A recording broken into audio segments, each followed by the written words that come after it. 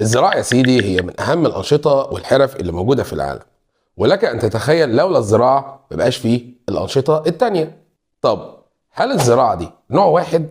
طبعا لا، الزراعة عندي أكثر من نوع، وكل نوع يختلف في دولة عن التانية. ممكن مثلا ألاقي عندي النوع ده أو النوع ده، وده بقى إن شاء الله تعالى نعرفه النهاردة في حلقتنا بالتفصيل. يلا بينا. بسم الله والصلاة والسلام على رسول الله. معك عبد الرحمن طلبة، أستاذ التاريخ والجغرافيا، حبايبي ثالثة إعدادي. أنا لسه في البداية كنت بقول لك إن الزراعة مهمة جدا وهي من أهم الأنشطة اللي موجودة في العالم. خلي بالك الإنسان بطبيعته أو بفطرته إن هو بيتجه نحو إشباع حاجاته ورغباته، زي مثلا المأوى والمأكل والمشرب والملبس. وعلشان الإنسان في الماضي يحقق الكلام ده فقام بجمع الثمار ومارس العديد من الأنشطة الاقتصادية زي مثلا الصيد والرعي وتربية الحيوانات. ولكن بعد ذلك الانسان قدر يعرف النشاط الزراعي. طب لما الانسان عرف النشاط الزراعي قال لك بقى اكثر استقرارا. طب هل الانسان بقى فضل على هذا الوضع؟ طبعا لا، الانسان مع التطور بدا يعرف النشاط الصناعي، ومع الصناعه عرف التجاره وهكذا. الزراعه هي من اهم الانشطه اللي خلت الانسان يشعر بالاستقرار ويبدا ان هو يطور الانشطه بتاعته. طب تيجي تقول لي هو الانسان عرف الزراعه امتى؟ قال لك الانسان عرف الزراعه منذ 5000 سنه. طب الانسان لما عرف الزراعه عرفها فين؟ قال لك المصري كان بيزرع على ضفاف الانهار، يعني على جانبي الانهار. وزي ما قلت لك الانسان لما عرف الزراعه عرف الاستقرار، ولما الانسان استقر بنى بقى الحضاره اللي موجوده في الوقت الراهن. طب الزراعه اهميتها ايه؟ قال لك الزراعه لها 3 اهميات. اولا مصدر رئيسي للغذاء، يعني بناكل منها. طب احنا بس بنعتمد على الزراعه من حيث الاكل؟ لا طبعا، انا عندي برضو الاسماك والحيوانات. تاني أهمية عندي قال لك يرتبط بتربية الحيوانات، يعني الطبيعي إنك تلاقي أرض زراعية بجنبها الحظائر اللي هي بتربى فيها الحيوانات. رقم بقى 3 قال لك مصدر المادة الخام، يعني بناخد المحاصيل دي ونحولها عن طريق الصناعة إلى مواد مصنعة. طب إيه بقى المادة الخام اللي هو مديها لك؟ قال لك مدي لك الألياف والمطاط الطبيعي، الألياف اللي احنا بنصنع منه المنسوجات. زي إيه بقى يا سيدي؟ عندك القطن، عندك الكتان، وآخرا الجوت. أما بقى المطاط الطبيعي قال لك بقى يا سيدي المطاط ده اللي بيستخرج من الاشجار الاستوائيه وبنصنع منها اطارات السيارات وصناعات اخرى. هنا بقى ناخد انواع الزراعه بالتفصيل. طبعا انا عندي الانواع الزراعه مختلفه، عندي زراعه بدائيه وعندي زراعه متقدمه. والزراعه المتقدمه دي يا سيدي بنقسمها الى قسمين، اللي هي الزراعه الكثيفه والزراعه التجاريه والعلميه. بس خلي بالك معايا، عن طريق اختلاف انواع الزراعه اماكن الزراعه وتوطن الزراعه بتختلف. يعني مثلا مدي لك الخريطه، قال لك مثلا ان الزراعه البسيطه دي موجوده في عندك في اندونيسيا، وموجوده في قاره افريقيا، وموجوده في امريكا الجنوبيه. فين؟ عند دائره الاستواء. يعني معنى كده موجود فين؟ موجوده في الاماكن الحاره. بس انت لو ركزت برضو في الخريطه اكثر هتلاقي ان الزراعه البدائيه موجوده في شمال اسيا وشمال اوروبا وشمال امريكا الشماليه اللي هي المناطق البارده. فخلي بالك الخريطه مهمه، لان طبعا انت بتدرس ان الزراعه البسيطه او الزراعه البدائيه موجوده على هوامش الغابات الاستوائيه والمناطق الحاره، ولكن هتلاقي على الخريطه المناطق اللي هي البارده اللي برضو فيها زراعه بدائيه. تاني زراعه عندك اللي هي الزراعه الكثيفه، هتلاقيها موجوده في استراليا وفي افريقيا وفي امريكا الجنوبيه والشماليه واوروبا وقاره اسيا. يعني ما شاء الله الزراعه الكثيفه موجوده في معظم قارات العالم. اما بقى الزراعه التجاريه هلاقيها موجوده عندي في اسيا واوروبا والشماليه وجنوب قاره افريقيا. والزراعه دي مش موجوده في قاره استراليا وقاره امريكا الجنوبيه. علشان لو جه سالك وقال لك ايه القارات اللي ما فيهاش الزراعه التجاريه، طبعا هتقول قاره استراليا وقاره امريكا الجنوبيه. تعال بقى مع بعض ناخد كل زراعه بالتفصيل. اول زراعه عندك هي الزراعه البسيطه او البدائيه. قال لك الزراعه دي من خصائصها انها تستخدم فيها ادوات بدائيه او بسيطه. 2 ضيق المساحة المزروعة وتباعدها عن بعضها، يعني المساحة صغيرة وضيقة ومتباعدة مش جنب بعض. رقم بقى 3 قال لك بتوفر الاحتياجات الغذائية اللازمة للسكان المحليين دون وجود فائض للتصدير. يعني الزراعة ديت السكان بيعتمدوا عليها ان هم ياكلوا منها، بس ما عندهمش القدرة ان هم يصدروها. فالخصائص بتاعتي نلخصها في 3 حاجات: مفيش آلات، ضيقة متباعدة، واخرا بتكفي السكان المحليين. نيجي بقى لاماكن الانتشار. قال لك بيعمل بقى عدد قليل من سكان العالم في مناطق صغيره ومعزوله. زي ايه؟ زي المناطق الحاره على هوامش الغابات الاستوائيه. تاني بقى منطقه عندك اللي هي حشائش السافانا اللي هي المنطقه عند دايره الاستواء. بس خلي بالك انا قلت لك ان موجوده فين؟ في المنطقه البارده اللي هي شمال اسيا وشمال اوروبا واخرا شمال امريكا الشماليه، فخلي بالك من الحته البارده دي. طب بيزرعوا هناك، قال لك بيزرعوا الذره، الموز، الكسافه واليام.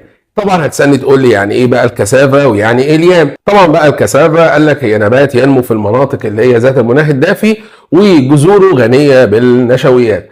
اما اليام قال لك هي ضرنات تشبه البطاطا وتجفف وتطحن لصناعه الخبز في عديد من دول افريقيا زي مين؟ زي غانا ونيجيريا. يعني من الاخر كده ان اليام والكسافه بيعملوه معامله القمح عندنا، لان طبعا احنا بنصنع الخبز من القمح، هم ما عندهمش قمح، فبيعملوا ايه؟ فبياخدوا الكثافه واليام ويعملوا منها الخبز. تاني بقى زراعه عندي وهي الزراعه المتقدمه، وانا قلت لك ان الزراعه المتقدمه مقسومه عندي الى قسمين، زراعه كثيفه وزراعه تجاريه وعلميه. الزراعه الكثيفه تعني ايه؟ قال لك هي زراعه الارض اكثر من مره. خلي بالك هي اسمها زراعه كثيفه، يعني انا بزرع الارض بشكل مكثف. يعني شكل مكثف يعني انا بزرع الارض اكتر من مره خلال السنه الواحده. طب ليه انا بزرع الارض اكثر من مره خلال السنه الواحده؟ قال لك علشان السكان كتير وبرضه المكان ضيق، فانا عايز برضه اكفي احتياجات السكان. ايه ده؟ يعني معنى كده مفيش فائض ان انا اصدر؟ طبعا مفيش هنا فائض عشان اصدر. فالتشابه ما بين الزراعه البدائيه والزراعه الكثيفه ان الاثنين ما بيصدروش، الاثنين بيكفي احتياجات السكان. طب من خصائص بقى هذه الزراعه، قال لك تتم زراعه الارض اكثر من مره خلال العام الواحد باكثر من محصول. 2 صغر مساحه الحقول الزراعيه. طب المساحه بتاعت الحقول صغيره، ايه اللي حصل؟ ما النتائج؟ قال لك ادى ذلك الى صعوبه استخدام الالات والميكنه الزراعيه، اللي بقى الجرارات الكبيره والتكنولوجيا الحديثه صعب ان هي يتم استخدامها في الزراعه الكثيفه. طب علشان ما عنديش الالات وما عنديش التكنولوجيا الحديثه، هنا بقى هضطر ان انا اعتمد على الايدي العامله. فلذلك قال لك تتطلب ايدي عامله وفيره. ليه؟ قال لك لانها تتم من خلال عمليات عديده زي بذر الحبوب ثم الري ثم تنقيه الحشائش. يبقى الزراعه دي بتتم فيها عمليات كتيره، ان انا ابذر الحبوب، احط الحبوب، ثم اروي، ثم انقي الحشائش اللي هي الضاره اللي ممكن تضر المحاصيل. طب موجوده فين؟ قال لك في المناطق الحاره والمعتدله. خلي بالك لو انت بصيت على الخريطه هتلاقي موجوده في معظم قارات العالم المأهوله. طب اهم المحاصيل عندي، انا عندي 3 محاصيل، عندي القمح، عندي الارز، واخرا القطن. اخر بقى زراعه عندي وهي الزراعه التجاريه والعلميه، وطبعا من اسمها نعرف ان هي زراعه تعتمد على التجاره وعلى الاساليب العلميه الحديثه. فالتعريف بتاعها هي الزراعه الواسعه التي تهدف الى الانتاج التجاري الضخم. يبقى لو جه سألك وقال لك ما المقصود بالزراعة التجارية، هتقول له هي الزراعة الواسعة التي تهدف إلى الإنتاج التجاري الضخم. طب من خصائصها، 1 تتم في مزارع واسعة زائد التخصص. يعني إيه؟ يعني الأرض دي هتتزرع مثلا لقمح، أما الأرض دي مثلا هتتزرع لبطيخ، الأرض مثلا الثالثة هتتزرع مثلا عنب. يعني معنى كده إن كل أرض ليها محصول معين. رقم 2 قال لك تستخدم فيها احدث الالات والميكنه الزراعيه والطرق العلميه الحديثه. طب ما النتائج؟ ايه اللي حصل؟ قال لك ادى ذلك الى قله التكاليف وقله الايدي العامله او العماله الزراعيه. طب موجوده بقى فين؟ زي ما انا لسه قايل لك من شويه، قلنا موجوده في اسيا واوروبا والشماليه وجنوب افريقيا، اما استراليا وامريكا الجنوبيه مش موجودين فيها. طب موجوده فين في امريكا الشماليه؟ قال لك خاصه الولايات المتحده الامريكيه، حيث بتزرعوا حاجتين، القمح والقطن. اما بقى في اوروبا قال لك حيث مناطق زراعه القمح. اما بقى في جنوب شرق اسيا بيزرعوا المطاط والشاي. فبالتالي بقى يا سيدي نستنتج ان انا عندي 4 محاصيل، المطاط والقمح والقطن والشاي. تاني بقى جزئيه عندي وهي الموارد الزراعيه اللي موجوده في العالم. خلي بالك احنا بنقسم الموارد عندي الى 3 انواع. اول نوع اللي هي المحاصيل الغذائيه، تاني نوع اللي هي الالياف، واخيرا محاصيل ذات طبيعه خاصه. الغذائيه بنقسمها الى قسمين، اللي هي الحبوب الغذائيه والمحاصيل السكريه. المحاصيل الغذائيه زي القمح والارز واخيرا الذره. اما المحاصيل السكريه اللي بتديني سكر زي قصب السكر وبنجر السكر. تاني بقى محاصيل عندي اللي هي محاصيل الالياف، اللي هي القطن والكتان والجوت. اخيرا بقى محاصيل ذات طبيعه خاصه، لانها هي بتحتاج طبيعه خاصه زي مين؟ زي المطاط وزي الشاي وزي البن. نيجي بقى لاول نوع عندي اللي هي الحبوب الغذائيه اللي هي القمح والذره. طب انا مش هدرس الارز؟ لا انت مش هتدرس الارز، بس خلي بالك انت لازم تكون عارف ان الرز ضمن الحبوب الغذائيه. وطبعا في حاجات تانية برضه ضمن الحبوب الغذائيه زي السمسم، زي الفول السوداني، زي الشعير. بس انت هتدرس ايه؟ هتدرس بس حاجتين اللي هو القمح والذره. اولا القمح هدرس فيه ايه؟ هدرس الاهميه بتاعته، وهدرس اولى القارات اللي بتزرع القمح واولى الدول. اولا اهميه القمح، قال لك القمح هو الغذاء الرئيسي لمعظم شعوب العالم، يعني معظم الناس بتاكل القمح. طب بنصنع منه ايه؟ قال لك بنصنع منه الخبز والمعكرونات واخرا الحلويات. يبقى الخبز والمعكرونات والحلويات بتصنع عن طريق القمح. طب موجود فين؟ قال لك بينتج في كل قارات العالم، بس خلي بالك المأهولة بالسكان، يعني نشيل انتاركتيكا، شيل انتاركتيكا من زراعة القمح. طب اول قارة عندي هي قارة اسيا. طب اسيا هل كل الدول اللي فيها بتزرع قمح؟ طبعا لا. اكبر دولتين في اسيا عندك الصين ثم الهند. طبعا الصين والهند، الصين في شرق اسيا اما الهند في جنوب قارة اسيا. نيجي بقى للمحصول الثاني وهو الذرة. قال لك الذرة بيستخدم كغذاء للإنسان في بعض المناطق وعلف الحيوانات برضو في بعض المناطق. طب بالنسبة لإنتاجه قال لك برضو بينتج في معظم قارات العالم. طب أولى القارات في إنتاج الذرة قال لك أمريكا الشمالية هي أول القارات اللي بتنتج محصول الذرة. طب أول دولة فيها طبعا الولايات المتحدة الأمريكية.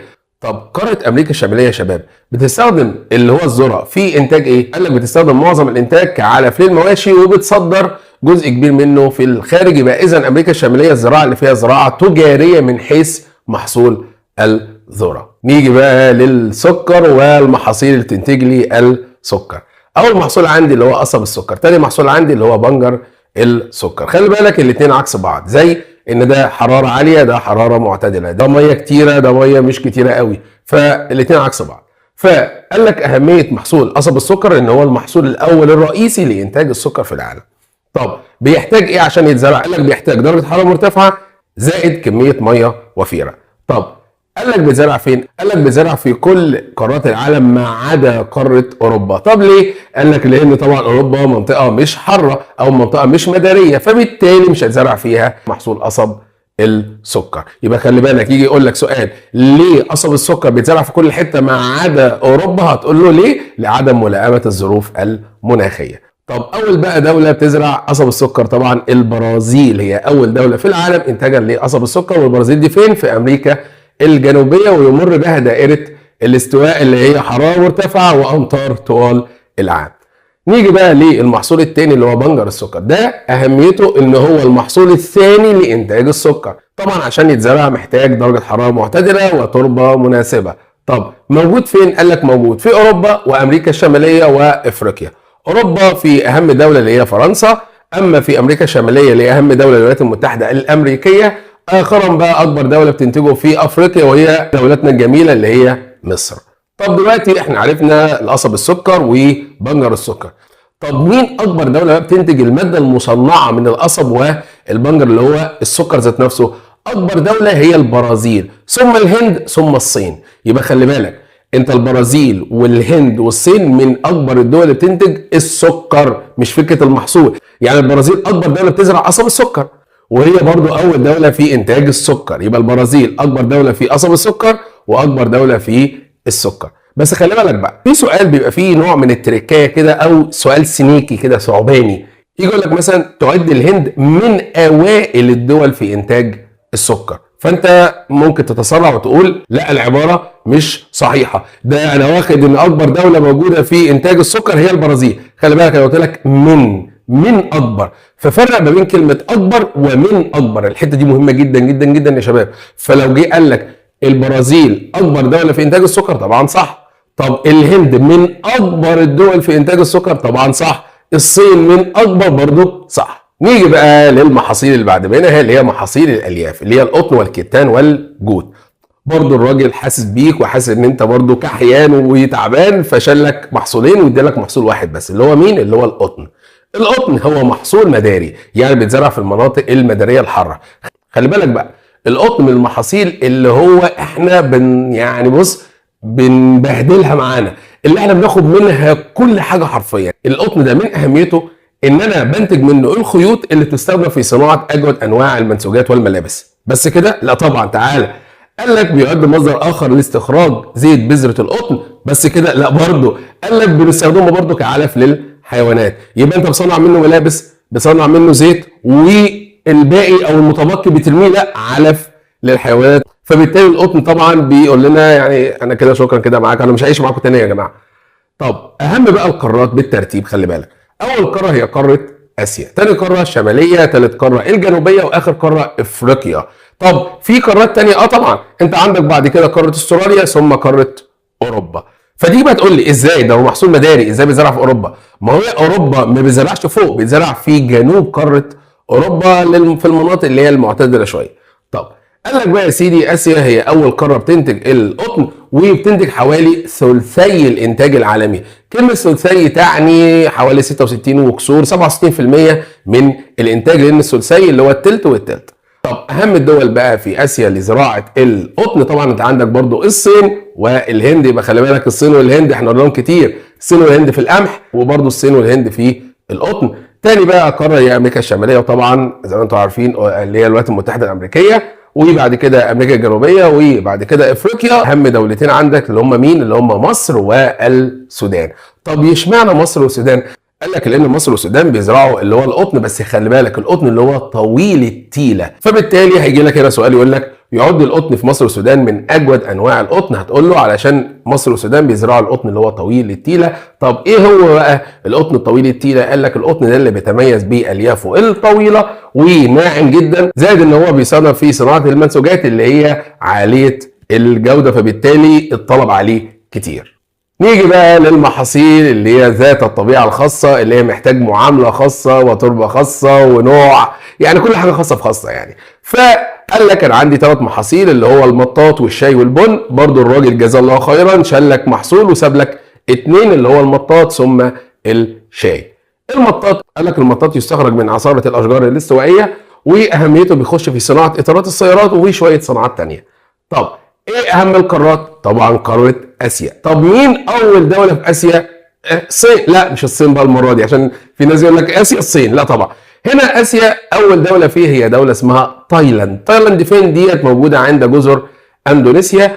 وقال لك ان الدوله دي هي اول دوله في انتاج المطاط. اما بقى تاني قاره عندي بعد قاره اسيا طبعا هي قاره افريقيا. طب تيجي تسالني سؤال، هل اللي هو اطارات السيارات اللي احنا بنمشي بيها في الشارع او المكنه او العجله هل كلها من اللي هي عصاره الاشجار الاستوائيه؟ اقول لك طبعا لا، لان بديهي كده يا شباب لو احنا ماشيين بالمطاط اللي بيصنع من عصاره الاشجار الاستوائيه كان زمان الاشجار الاستوائيه كلها خلصت. طبعا المطاط نوعين، في مطاط طبيعي ومطاط صناعي. الطبيعي اللي هو بيستخرج من عصاره الاشجار الاستوائيه.